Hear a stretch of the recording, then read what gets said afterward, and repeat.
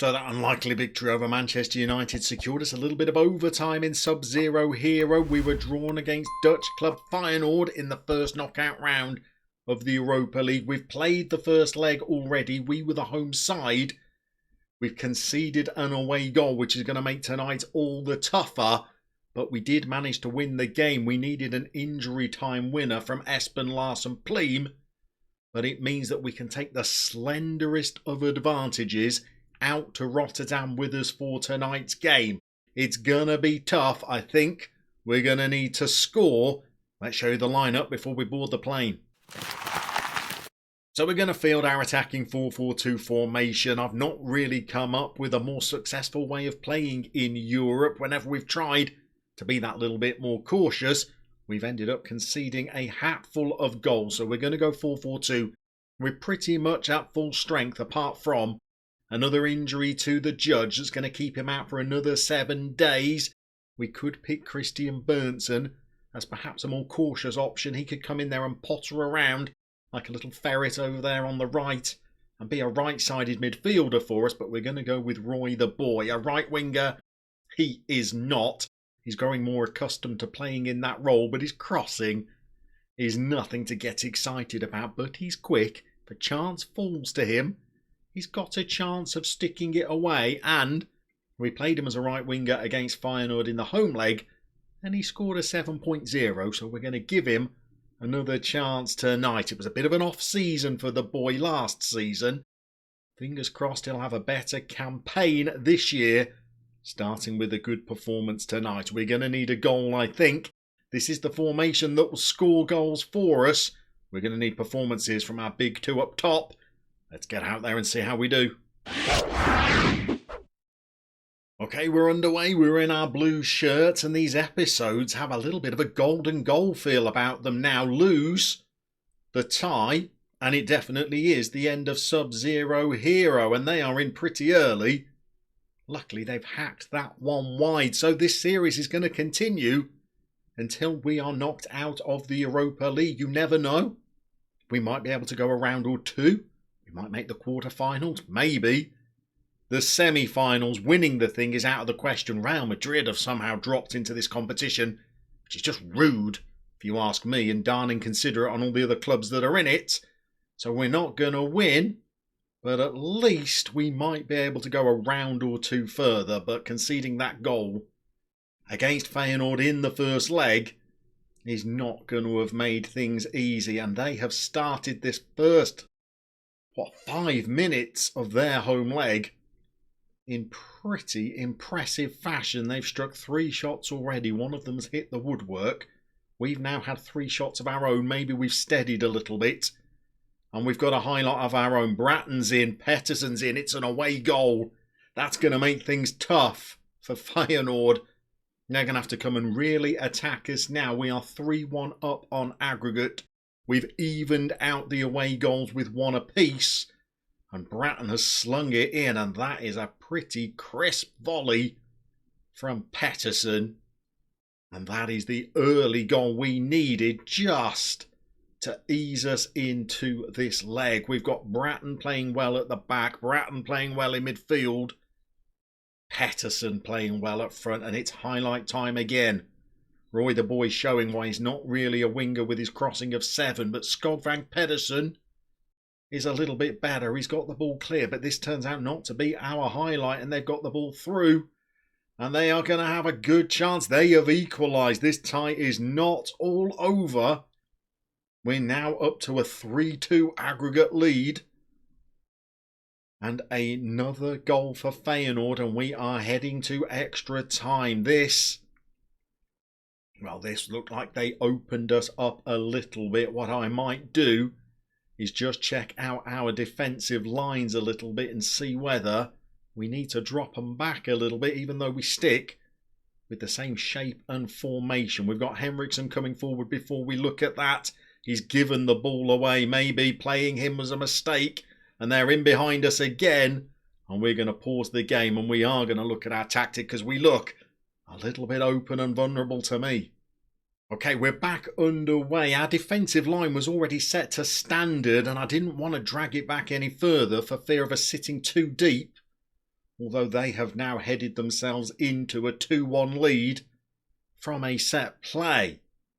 Maybe that early Pettersson goal gave me a little bit of false hope, because we are looking pretty ragged at the moment. The one concession I have made is I've pulled the line of engagement back.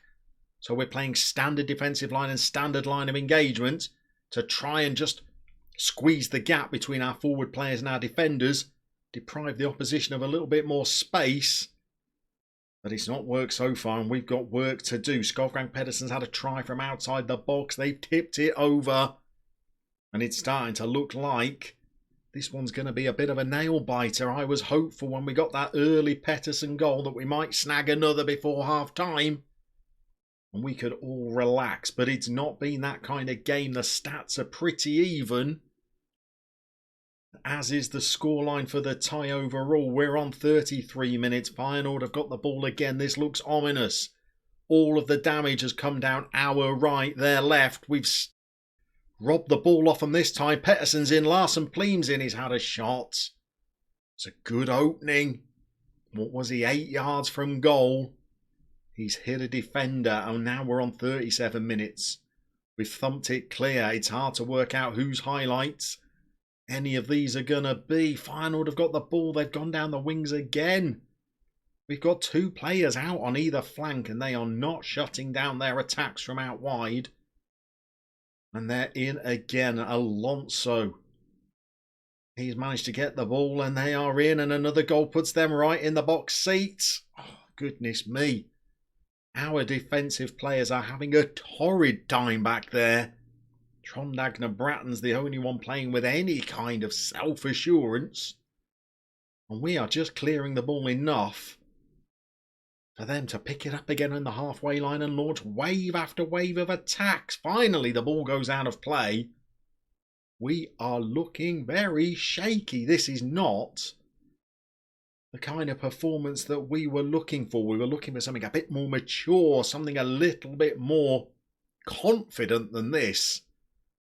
But we've got the ball. Henriksen, he's breaking forward. He's not done a lot right so far. He's given it to Pettersson, and he's barely been involved since his goal. He's got involved now, and it was poor. We're ahead on the XG, but approaching half-time, we are still 2-1 behind on the night and locked in at 3-3 on aggregate. It's their fullbacks that seem to be marauding forward, because I think they're playing a narrow 4-3-3. Maybe we need to have a look at half-time about how we can try and shut those fullbacks out. But we're going to have to do something special in the second half, because we're 3-1 down on the night against Feyenoord. I'll just throw this in there as we're losing. This is a very good side. They've got plenty of players that are worth in excess of £20 million. But they're not Manchester United, and we managed to beat Manchester United. Maybe the boys have got a little bit complacent. I think for the second half, we need to get a grip of their fullbacks, and we also need to push up our lines again, because we've now got to score a goal. If we do score a goal, it will be our second away goal. So that will give us the advantage once more. But if they score again before half-time, well, I fear we will have far too much chasing to do. They're in again. Don't know whether we cleared that, whether they hit their own man, but we've had to ride our luck a little bit as the referee saves us. We are going to go in and we are going to give them a very forceful team talk. We're going to tweak our tactics. We're going to come back out, and it's time for these boys to stand up and show us if they're Sub-Zero heroes or not. Okay, we are back underway. I've tried to make a few tweaks that might make us a little bit more potent and also help shut down their marauding fullbacks. We might have to switch to a back three if we can't get a grip of their attacking line. Larsen Pleem goes down early, looking for a penalty, nothing doing. We've got ourselves a corner though. It's gone back out to Jurgensen. Can he cut it out? He can't. Once again, this player shows that he cannot cross a ball. And they're in again. This is one of their front three players, and they've got it through, and they're in on goal. And we've been given a massive let-off as though we forced a point-blank save. And they've missed pretty much an open goal. But we're going to throw out a shout of demand more, because this This is a poor performance. We have got 40 minutes to try and save our European campaign. We are really not creating very much. I think it might be time for us to bring on the reinforcements and maybe even think about a change of shape. Okay, we've gone 4-2-4. Roy the boy has departed. We've brought on young Tristan Stangerby. And he's gone over as a left winger, and Scott Van Pedersen's playing as an inverted winger over on the right. We've got a highlight finally. Jawad has got the ball. He's given it away, and we've been weak tonight. And Feyenoord have found it pretty easy to win the ball back, I feel. Kirkvold's not playing well. And that's pretty much typical of his performance so far tonight. He's played an aimless ball forward. And we've got to try and win the ball back again. We have got it back. Kirkvold, that's a bit more accurate. Pettersson, the first time since the goal that he's really had a chance to score. And he has fluffed his lines. And we've now only got 14 minutes left. We're going to go and make one more change. I feel like European football is just slipping through our fingers. Okay, double change has been made. Runnigan's come onto the pitch. Burnton's come onto the pitch.